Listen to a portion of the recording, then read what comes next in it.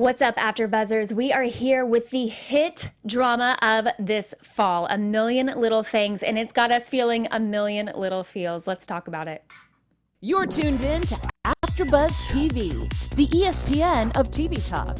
Now, let the buzz begin. Oh, lights and everything. I need an upbeat vibe right now because this episode. Truly. Even down to this song, I'm like, tissue ready all the way. I have it in my pocket. It's in my pocket, people. It's in my pocket. We I'm have ready. to. All of the feels happening for this episode, you guys, for this premiere of this much anticipated show. We are here to talk all about it. What's up, you guys? We are so pumped. I'm Laura L. Thomas, and I've got a couple of lovely co-hosts with me tonight, ladies. What's up, guys? I'm Alexandria. And I am Takira Shabrae. Oh my goodness. So this has been the show that I think everybody has been talking about, ready for this fall kind of lineup to come. Brand new, amazing cast, killer writers, killer writing, and some pretty important topics of subject. So overall, how do you guys feel like this? How do you think it lived up to the hype? Do you think that this first episode that we got to watch, was it everything that you thought it would be and more? I knew the show was going to be amazing. I just didn't know. I have literally like a million little feels. Oh, yeah. All like, first of all, major tears. Of course. And then major ups and downs. And this show is going to give me a heart attack. Like, I can already tell. Like, but at the end of the day, it makes me really think about my friendships and how much I value all of them. Mm-hmm. But within this group, there's some serious love circles happening. And I can't handle it already. So I'm interested to see how it's all going to plan out. Yeah. What about you? Oh, God. Where do I start? Overall, because I know we'll dive deeper, but overall, I was just blown away because a pilot, you have to do so many things in a pilot. You have to introduce characters. You have to have some type of tie to continue us on. You have to give us the backstories of what's going on so we understand. And then you have to captivate us with drama and feeling and emotion And they managed to do all of it. I mean, I literally feel like I just watched the finale of an amazing show and it just started. God, she was tearing up. She was straight tearing up. I was like, Yes. I haven't done this in so long. And so... Which is, I think, why we look forward to shows like this. I think in a lot of ways it's cathartic. Yeah. It makes us feel things that typically... What I really loved about this this episode, and of course we'll dive a little bit deeper into it, but what I loved from this very first episode was that it, first of all, I feel like I already know these characters so well. I feel like I have kind of just literally been plopped into the middle of their life, and I don't feel like I have to do a lot of catch up. I just feel like everything's kind of unfolding organically, which is sort of how life happens, right? And I love that it's it takes one event to kind of get these people talking in a deeper way, which I think is what we really look forward to in a show like this is, again, tomorrow and now we're going to be having deeper conversations because of a show like that. So that's what I'm most excited about from this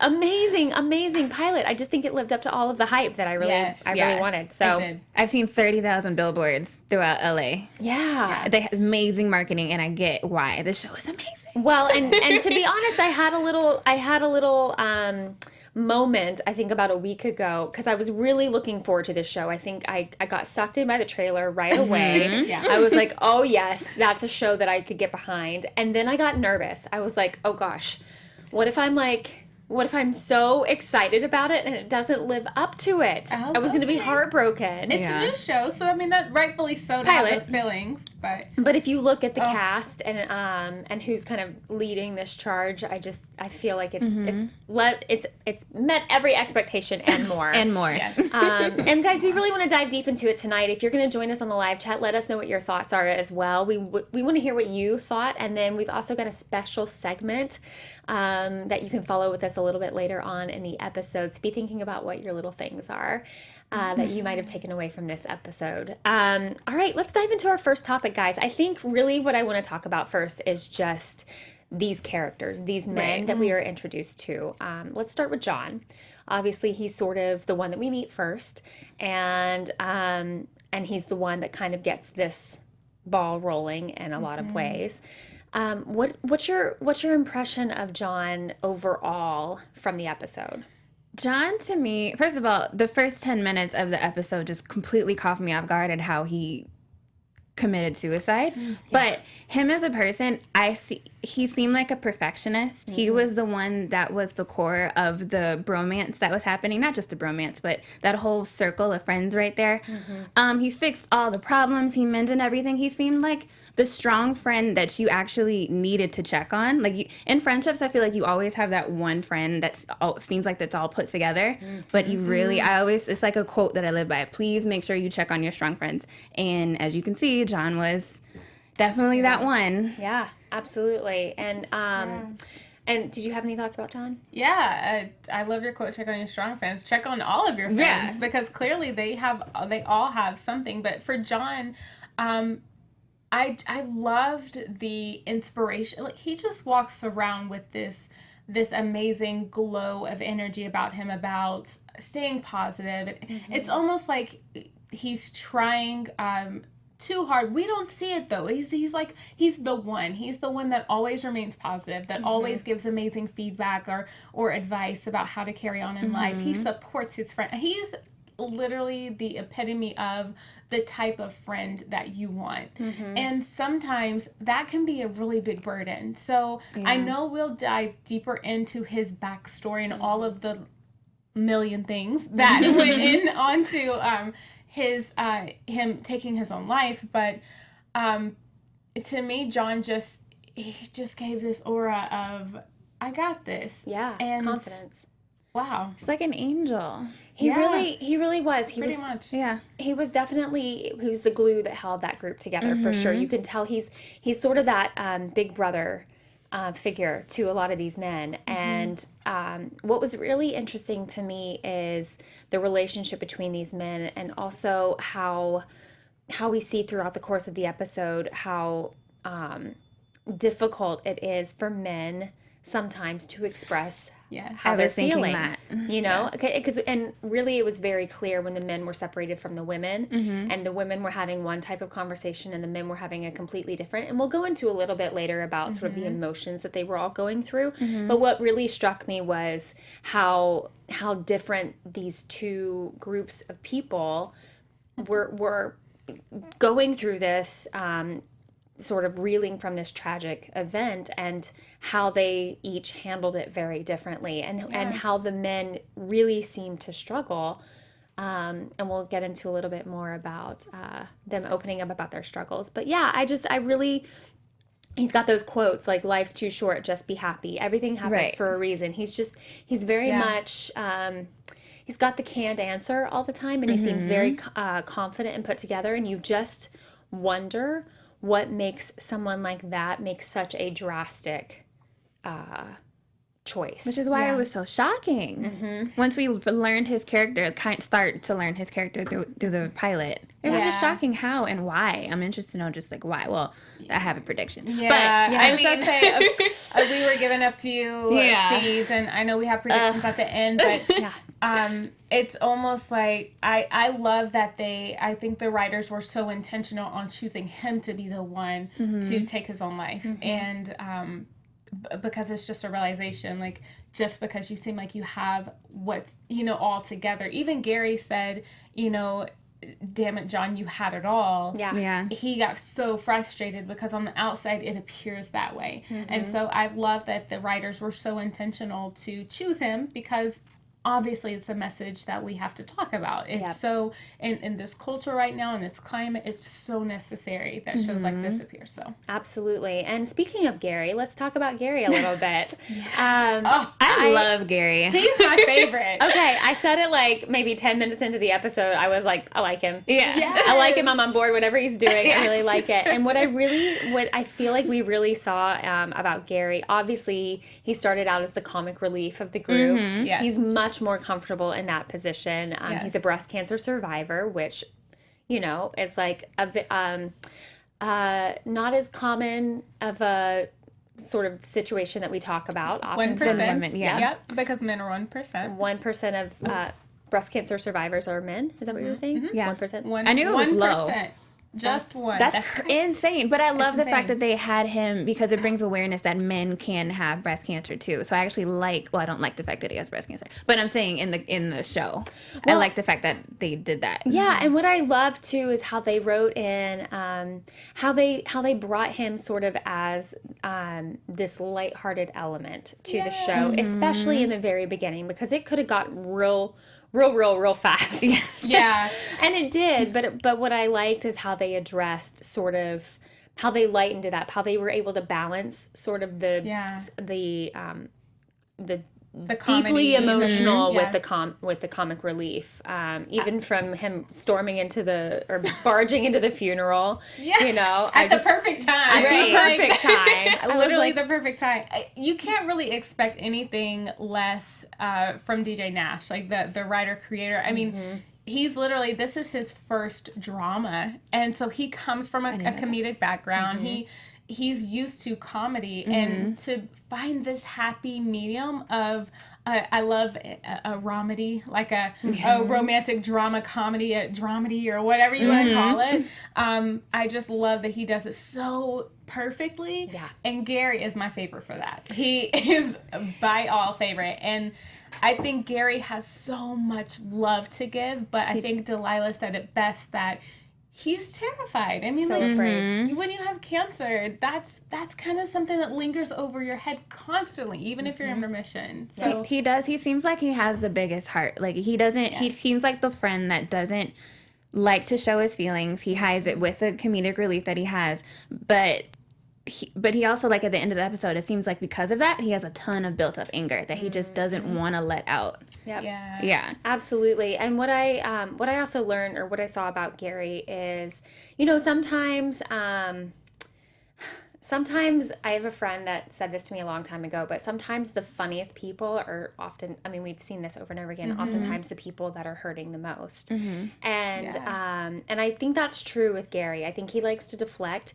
The more and more we saw him in this episode, the more he unfolded kind of like an onion. And we were just, and we saw those many layers of what he's feeling. I think the way that he has learned to deal with his cancer is deflect and make fun and poke fun and women, of course. he's working around a He circle. is a hot sexual mess.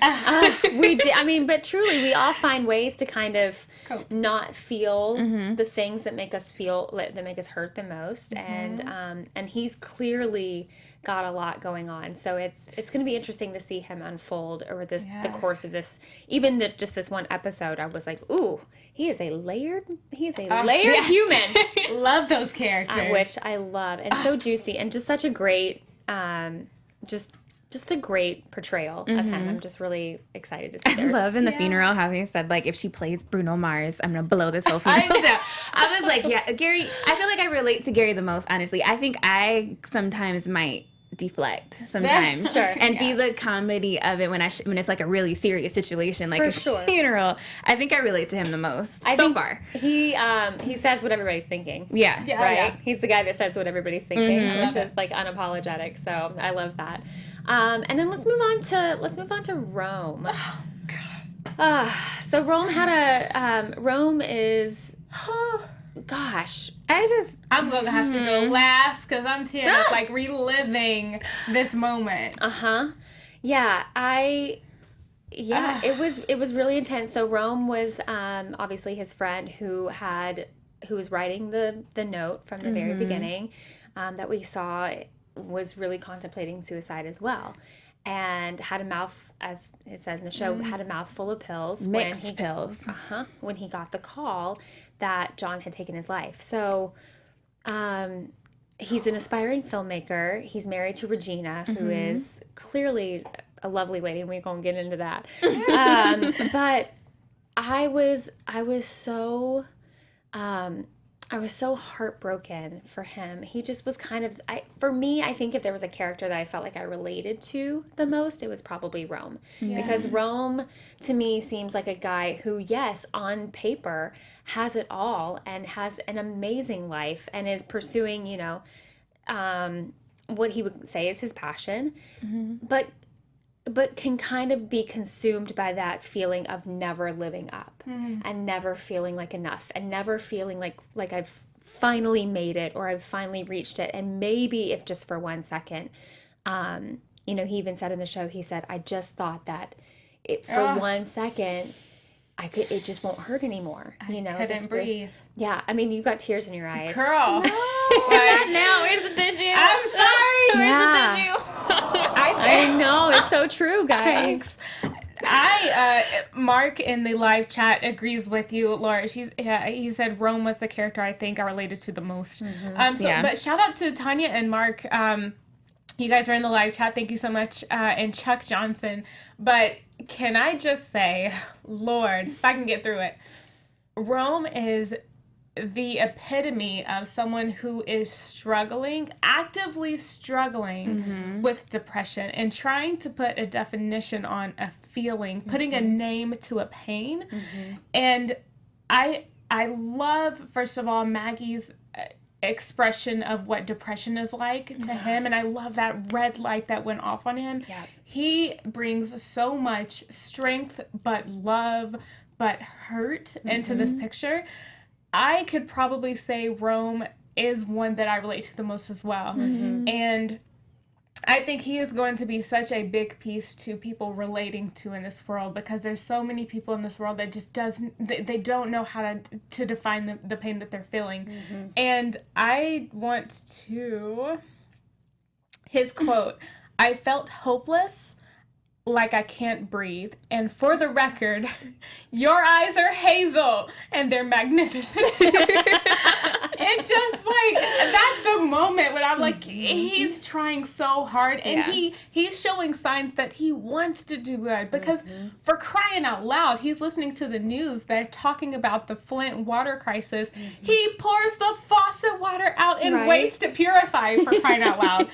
It's like he's like a living saint, though. Yeah, it's just like, it's his cry for help. That's what I was gonna say, and I think that was the biggest difference between sort of John's choice and Rome's choice and Rome's choice was clearly, you know, John's was very definitive and kind of like there's no going back, and I think he knew that often. I think because it's such a drastic, big, like, choice to make, and yes, the attempt that Rome had as well is also a big attempt, but it's also one that maybe in the back of the mind he was thinking, maybe someone will find me. Yes. Maybe this won't work. 100%. Maybe, you know what I mean? That's what I feel like makes him stronger. 100%. Definitely stronger. Yeah. And his admission. His admission to his friends, his coming clean. And I really loved that moment in the episode. That was probably the moment for me where I was like, okay. I'm on board. I'm in. I'm all in. Like everything. I like all my chips. You're right. Take my savings account. Because I thought, okay, we're gonna get somewhere. This is really happening. And it was out of Gary's frustration. Yeah. And it was out of Gary saying, tell me one good thing that came from this, one tiny little thing. And it's amazing how serendipitous the whole moment was. And we'll obviously get into that a little bit when we talk about Eddie. But just how at that moment, with John making the choice that he made at that moment, and then he gets the call from Gary at that time, who happens to be calling Rome, who's experiencing, you know what I mean? Like, it's like there's no accidents, you know, there's no accidents out there. Everything happens for a reason.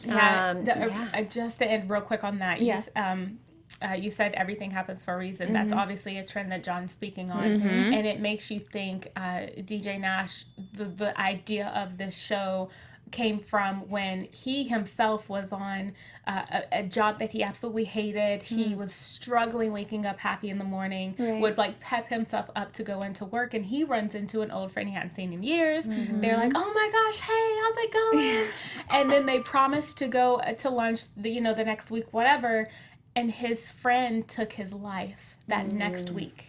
And so Out of the blue. And so it makes me think, which one of these friends does DJ relate to the most? Which one of his friends symbolizes his friend? It doesn't have to be John, but like it makes sense. Like everything happens for a reason. And I think this show is an expression of maybe DJ trying to understand that everything does happen for a reason. And I love that. Yeah. Yeah, and a friend of mine actually was saying, we were talking earlier this week, and she said, I wake up in the morning. She's a mom. She has 2 kids. And she's like, I wake up in the morning and I go for a run and I'm seeing the same people over and over again doing their routine. Like Ashley's going to the beach to play volleyball, and, Jamie's going to get her coffee, and I'm going to see Bill at the, at the Starbucks or whatever. And you see the same people over and over again. And she presented this idea to me, which I think is really fascinating. But what if you're seeing these same people for a reason? Like what would happen if you did not see one? What would happen, how would that wrinkle your day? How would that change? You know what I mean? Like, how would you notice if one wasn't there?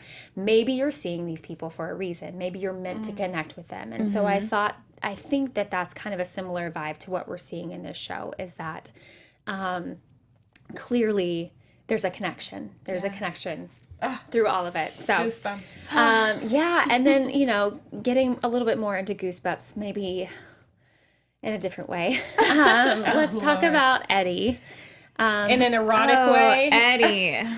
Okay, This took me so far off. I know. Can we start out with a good Good side of example. Eddie? Okay. Because it got real fast, and I think we all went. Because I was wondering about him pretty much the whole time, and then of course the storyline hit me like, oh, that's going to be his storyline. No. Yeah. This whole drama part. I guess a good thing is he got sober. Right. Good. That is good. Check. He seems to be a really good dad to his son Theo, and he's trying. Right. He's trying. Those are my good things. That's it. Can we get to the good stuff there? Well, I just No, I'm wanted just to kidding. start out with that because we didn't meet Eddie in the place that we left him. And so Yes. I guess I just kind of wanted to go on that journey a little bit. Like we met Eddie as the music teacher. Clearly, there's a little tension going on with his wife, Catherine. He's on the phone with a woman when we first meet him, saying, "I don't love my wife. I don't want to be married anymore. I want to be with you." Intense. Yep. Yeah. And I think we all kind of knew that there was something happening. Absolutely. I just didn't realize it was going to be that something. Well, then when we met Catherine, I kind of get it though. That she seems like she's so out of touch with just everything. She's like business, like, oh, I didn't even know the funeral was going to be all day. What? Why would she say that? Again, okay, I get it. Again, Sorry, go back to the good stuff. No. I mean, we can talk about it all, girl. Yeah. Like that's what we do here. We talk about it all. Oh, Catherine. I felt the same way. I was a little bit. You kind of get a little peek behind the curtain, but you wonder, how did these two people get here? Yeah. You know what I mean? Like, how did these two people who have a beautiful son, how did they start? How did they get, what caused that? What brought them to this place? Because they're clearly so fractured and so far apart that I want to know now, like now that I know where they are now, I want to know how they got there. Yeah. So that's my curiosity for Eddie. Yeah. I agree. I agree. I'm more so I on feel the like drama side. I honestly, obviously we'll I'm sure figure that out, but the hints and clues lies on appreciation and awareness of the needs of your spouse. And that's such a big one, because he's a stay-at-home dad. He seems like he's great, like a great husband, a great father, but there could be a twist that we just don't know about, like you were saying, the start of what caused all this, how Catherine, how she is, and all this, the decline of the marriage. Yeah. Well, and I wonder if they're, not that this is any reason to go outside of the marriage for anything, but I wonder where he's unfulfilled in his own life. Like, I wonder, not just with his marriage, because I think that as two people, you both have a responsibility to kind of meet both of the needs that are happening there. It can't just be one person given 100% all the time. Yeah. But I wonder personally where he personally feels unfulfilled. And I wonder if it has to do with his music. Like, I wonder if there was a failed music situation. I wonder if he blew something because of his drinking and his addiction. You know what I mean? Or, like, I just... or his wife is more successful, making most of the money. Absolutely. And so, I mean, musicians face that, actors, artists, like, we face that a lot in this industry, where just because you love it doesn't mean it's getting you paid. And so that's just I think that's kind of along the lines of where we'll find out, and maybe that resentment is causing him to steer away from the marriage in that way. Maybe he just doesn't feel fulfilled in that area because he keeps holding on to the music. And so I think your call out on that is spot on. Yeah, there's got to be something. Yeah. But obviously we see towards the end of the episode that he is in love with Delilah. First he said student. Didn't he lie in the first? He said student's mom. Oh, okay. I thought he said student. Which so far off. He does teach. I didn't even put two and two together. It was right in front of my face. Yes. It literally just hit me. I was like, holy crap, he teaches John's. Yeah. It was right in front of our faces. Oh my God, what if he taught Sophia the song that she played at the funeral? Oh. See, this is what I can't handle. Oh my gosh. I was not expecting that. Sorry guys, live reaction there. Live light bulb. You're tuning in for the live reactions of all of our panelists. Afterthoughts.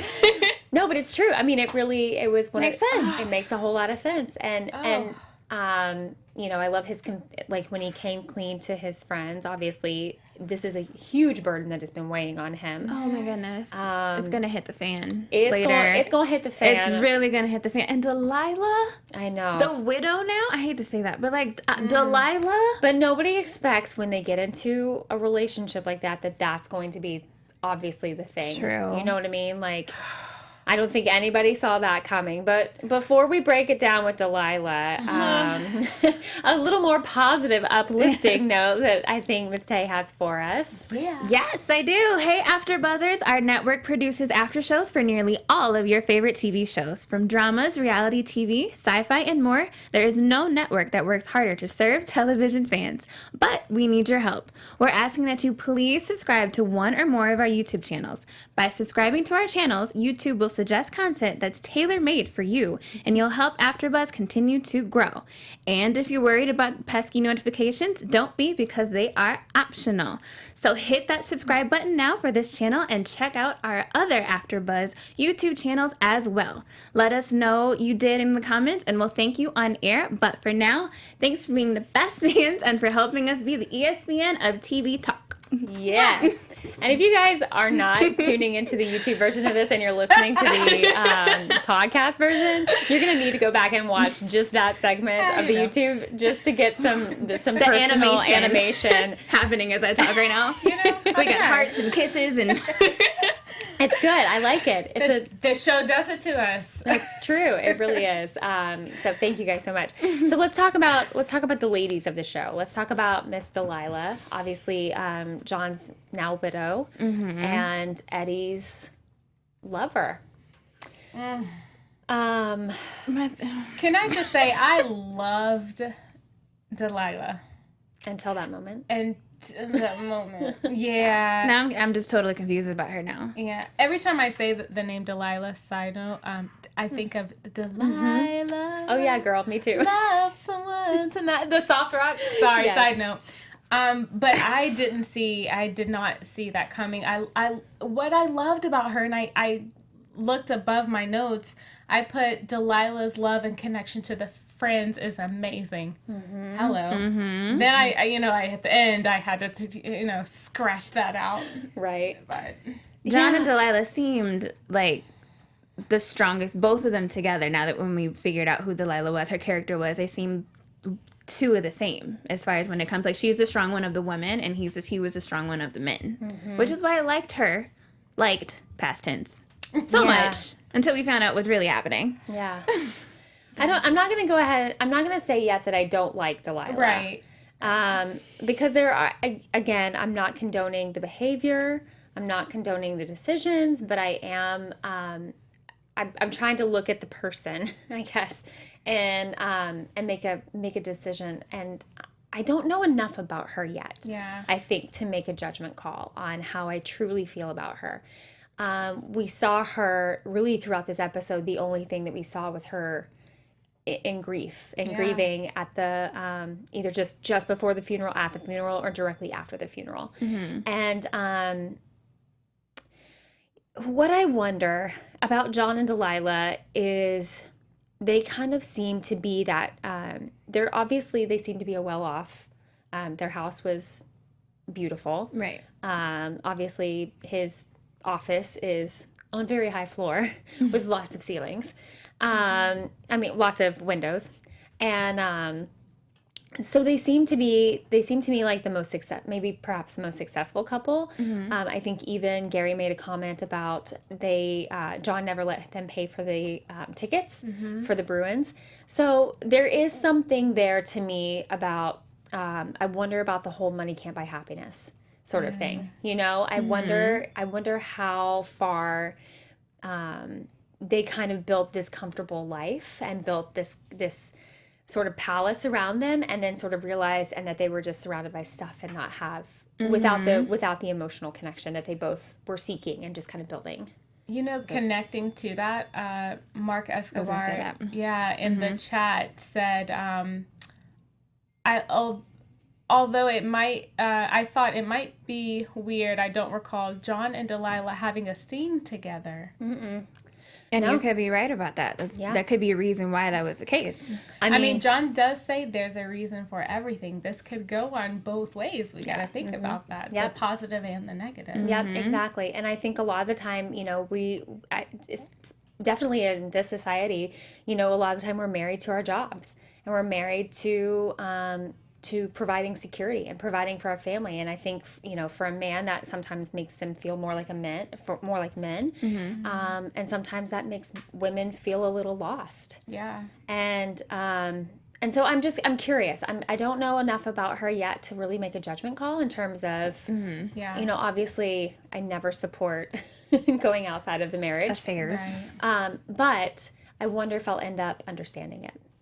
I think you're right on that piece, just because she's human, and we're all human. Yeah. So there's no mistake that can level up and equal to one. So she is. I'm sorry. I know you have a comment. No, go ahead. Finish. Well, what I was going to say is she is beautiful. She is smart, and she is clearly very loving.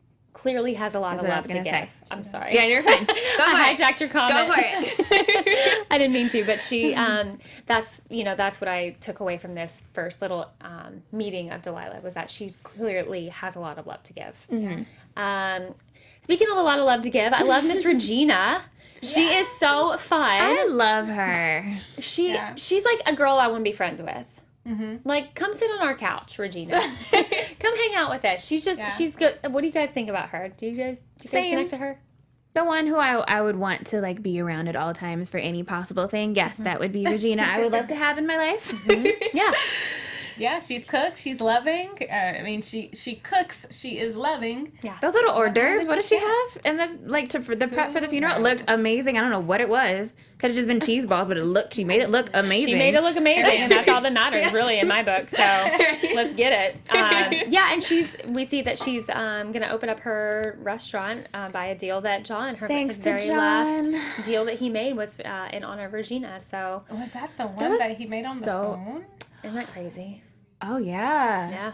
I didn't even think about that. Another live light bulb. Wow. We got it. I didn't think about that. Okay. Hashtag live light bulb. Yeah. Yes. So I'm excited. She's just like, she's a girl I want to know. I want to hang out with. That's how I felt about Regina so far. And then we got Miss Maggie, who we got introduced to a little bit tonight. She's I think a good match for Gary. What do you guys think? I think because Gary seems like he needs kind of structure, and I feel like Maggie can give that to him because she is a psychiatrist, correct? Yep. So I feel like Gary, because of how he said earlier, someone who masks his emotions. Yep. Maggie would be the one to bring that out of him, Yep. which is healthy. Yeah, she seems to be the one that is. If he jabs, she's gonna jab right back. Mm-hmm. You know what I mean? Like she can handle her own. She can hold her own. Exactly. Yeah. Exactly. So, I love. We also see that she is clearly struggling with her own secrets in terms of her her cancer And running from things. So it will be interesting to see how that plays out and how it plays out in a new relationship. Yeah. With Gary. All right, guys, and then Ashley, please let's talk about can Ashley. we talk about Ashley for 1 second? She is going to be part of my predictions. I know Me too. you guys. You guys in the live chat, if you're listening afterwards on iTunes, drop the comment. Yeah. I'm sure you have them. But Ashley. Yeah. Oh, she's hiding a reason that she possibly found in an envelope, and she's not telling anyone, and she's freaking people out because they keep asking her. It's always the assistant, it seems like. Always the assistant that's the shady ones. Well, what's funny is that the reason that I thought she was hiding that envelope from the very beginning turns out not to be at all. Yeah. Because I thought they were having an affair. Yeah, we don't know. But that's too easy. Because yeah. this is TV. That's too easy. Of course. Wait, who do you think who was too I easy? thought Ashley and John were having an affair. Yeah. I still don't know think that they're that. not, but Yeah, we can see. I This still whole think that. this whole Rutledge instruction. What's Rutledge? I know. I want to know what Rutledge is. I need to go Google Yeah, what what is Rutledge that? means. What does Rutledge mean? She's clearly very close to John, and clearly hiding a lot of stuff. Yeah. For him. For and him. with him. On Yeah. John's behalf. She knows more than they. Which I wonder if there were ever any hints that he gave her in terms of like, Probably. you know what I mean? I'll say mine. Because what was she deleting in the laptop at the end? Something that said Rutledge on it. Right. We'll see a whole file of Rutledge. I'll say mine. All right, guys, let's jump really quickly into our special segment. So this is called Little Things. Little things. Little things. You can follow. You can use the hashtag Little Things ABTV to share with what your little things. Just the thing that we took from the episode that maybe surprised us, stuck with us, shocked us, made us feel something. Yeah. So we want to know what your little things are. Hashtag Little Things ABTV. Guys, kick it off. What did you guys think? What took away from? So my little thing would be just a value as friendship. It would just be communication as a whole. Because when you have communication within your friends, it just makes everything, even in relationships in general, it just makes everything go smoother. We know how the other person is feeling. We know if one friend needs more love in that moment than the other. With situations, we won't have anything hiding like John. Or like really any of our characters that we meet in this show. Like you won't have that opportunity of, well, how come we didn't know this? Right. If we had that communication, that probably may not have happened, you know? So that's my little thing. Hashtag Little Things ABTV. Mine, I would say vulnerability. I feel like we are in certain situations because we don't put ourselves out there sometimes because we're afraid of getting hurt. So I will say my takeaway, my little thing from this episode is just vulnerability. Open yourself up and reevaluate the people that you have around you. Are they real friends or, you know? Yeah, I think my little thing, we touched on it a little bit before, but it had to do with bringing awareness to men with breast cancer, and that 1% of men. 1% of breast cancer patients are men. And that's, to me, just something that is really, I love how this show is addressing it. I love that it's making it something that can be conversational and something that we can shed light on a little bit. So that was my little thing. So share with us what your little thing was from the episode with the hashtag Little Things ABTV. All right, guys, let's get into a few predictions where we think the show is going. And now, your AfterBuzz TV predictions. All right, kick it off. Go for it, girl. All right. Well, my prediction originally was that Ashley and John were having an affair, but I want to know, very small part, but I'm really into details, who was the woman that said, "That was beautiful" to Eddie at the funeral? I feel like if that didn't have a purpose, a reason, that would have never shown. So this lady, we will see her again. I don't know her role, but she's going to be a really big tie to something, and I think it might be John. And I think, I don't know what Rutledge is, but I think possibly that Ashley helped him maybe find photos or records or something. I think she maybe stumbled across it or saw him looking at it and unwillingly got involved, and she's just there to pick up the pieces. Sort of cover it up. Okay. Ms. Tay, what do you think? Well, I'm going to stick to the fact that John was having an affair with Ashley. Okay. And the guys are going to find out. I'm not going to say, it probably won't be until episode like 5, 6 maybe, about Eddie and Delilah. And I think Delilah knows about Ashley already. Ooh. The circle of drama that I'm about to catch. It's getting juicy. Oh, man. Yes. Okay. I love it. Now. I love it. I love all those predictions. I think it's all gonna happen. I agree with both of you. It's really exciting to see a show like this. It's really fun to get to talk with you ladies about it, to also talk with our audience about it. So thank you guys so much for joining us tonight. We'll be here every Wednesday at 8 p.m. Join us, stick around. And in between, we can keep the conversation going. Find us on Twitter and Instagram, and then also follow us in the live chat and in the comments on our YouTube page. So let us know what you have been thinking about this episode, what your little things were that you took from it. And then, ladies, where can we find you while we're in between? Go for it. Well, you can find me, Takira Shabrae, on Instagram and Twitter at Takira_Shabrae. And you can find me in the comments because I love to read the comments and what you guys think of the show. Well, you can find me on Instagram and Twitter at Alexandria TV. That's right. And my name is Laura L. Thomas. You can find me on Instagram and Twitter at Laura L. Thomas TV. And we will see you guys next Wednesday, same time, same place. Thanks so much for watching. See you soon. Bye. Our founder, Kevin Undergaro, Phil Svitek, and me, Maria Menounos, would like to thank you for tuning in to AfterBuzz TV. Remember, we're not just the first, we're the biggest in the world, and we're the only destination for all your favorite TV shows. Whatever you crave, we've got it. So go to AfterBuzzTV.com and check out our lineup. Buzz you later.